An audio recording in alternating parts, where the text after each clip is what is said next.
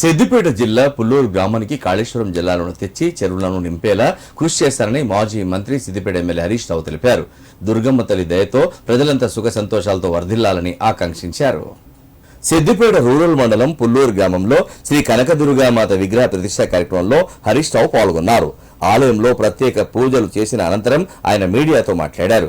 గత ప్రభుత్వంలో ఆలయ నిర్మాణానికి 12 లక్షలు మంజూరు చేశామని, తాను సొంతంగా 1.5 లక్షల రూపాయలతో గ్రానైట్ 300 బస్తాలు సిమెంట్ను తన వంతు సహకారంగా అందజేసినట్లు గుర్తు చేశారు. ఎంతో చరిత్ర కలిగిన పుల్లూరు గ్రామంలో అమ్మవారి విగ్రహం ప్రతిష్ఠించుకోవడం సంతోషంగా ఉందన్నారు. కాళేశ్వరం ప్రాజెక్టుపై కాంగ్రెస్ నాయకులు దుష్ప్రచారం చేశారని, కానీ నేడు రంగనాయక సాగర్, మలన సాగర్లు కాళేశ్వరం నీళ్లతో కళకళలాడుతున్నాయని చెప్పారు. ఒకప్పుడు బీడు భూములుగా ఉన్న స్థలాలు నేడు కేసీఆర్ కృషి వల్ల పచ్చని పొలాలుగా మారాయన్నారు. దుర్గమ్మ దయతో రాష్ట్రం సుభిక్షంగా ఉండాలని కోరుకున్నట్టు హరీష్ రావు వెల్లడించారు.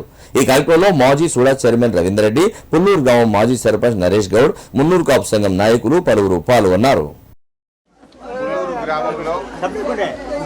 కనకదుర్గాదేవి విగ్రహము, శిఖరము, ధ్వజస్తంభం యొక్క ప్రతిష్టా కార్యక్రమం అత్యంత వైభవంగా మన గ్రామంలో జరుపుకోవడం చాలా సంతోషం. పుల్లూరు గ్రామము మా సిద్దిపేట రూరల్ మండలంలోనే చాలా పెద్ద గ్రామం. ఈరోజు ఎన్నో రోజుల నుంచి అమ్మవారి విగ్రహాన్ని, కొత్త దేవాలయాన్ని నిర్మించాలని గ్రామ ప్రజలందరూ కూడా చాలాసార్లు నన్ను కోరారు. వాళ్ళందరి కోరిక మేరకు ఈ దేవాలయానికి గతంలో కేసీఆర్ గారి ప్రభుత్వం నుంచి 12 లక్షల రూపాయల నిధులు మంజూరు చేయించడం జరిగింది.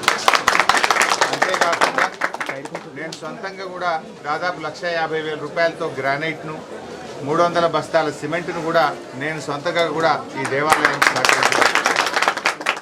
ముఖ్యంగా పుల్లూరు గ్రామ ప్రజలు మరి అమ్మవారి దేవాలయాన్ని బాగా చేయాలని ఎన్నో రోజుల నుంచి కోరుకున్న ఈ కళ ఇవాళ నిజం కావడం, ఈ దేవాలయం ప్రతిష్ట జరగడం అనేటువంటిది చాలా సంతోషం. మరి ఆ అమ్మవారి దయతో పుల్లూరు గ్రామం ఇంకా మంచిగా అష్టైశ్వర్యాలతో అభివృద్ధి చెందాలని, గ్రామ ప్రజలందరూ సుఖ సంతోషాలతో ఉండాలని, ఈ గ్రామంలో మంచి వర్షాలు పడి తెలంగాణ ప్రాంతం అంతా కూడా మంచి పంటలు పండాలని అమ్మవారిని ప్రార్థిస్తూ ఉన్నా. తప్పకుండా పుల్లూరు గ్రామానికి కూడా త్వరలోనే కాళేశ్వరం జలాలను కూడా తీసుకొచ్చి ఈ చెరువులను కూడా నింపి రైతాంగానికి నీళ్ళు అందించేటువంటి ప్రయత్నం కూడా చేస్తాం. గతంలో కాళేశ్వరం కొట్టుకపోయిందని, కాళేశ్వరం మునిగిపోయిందని కాంగ్రెస్ నాయకులు దుష్ప్రచారం చేశారు. ఇవాళ కళ్ళ ముందు కాళేశ్వరం జలాలు సిద్దిపేట రంగనాయక సాగర్లో దుక్కుతూ ఉన్నాయి. యాడికెళ్ళి దుక్కుతున్నాయి మరి కొట్టుకపోతే? 1,00,000 కోట్లు పోయిందని, కొట్టుకపోయిందని అన్ని అబద్ధాలు చెప్తే ఇవాళ బ్రహ్మాండంగా ఇవాళ రంగనాయక సాగర్ల, మల్లన్న సాగర్ల కాళేశ్వరం జలాలు గంగమ్మ తల్లి, గోదావరి తల్లి గలగల ప్రవహిస్తూ ఉంది. తప్పకుండా మళ్ళీ త్వరలో సిద్దిపేటలోని కాలువల ద్వారా ఇటు వానకాలంకు, యాసంగి పంటలకు కూడా రైతులకు నీళ్లు అందిస్తాం.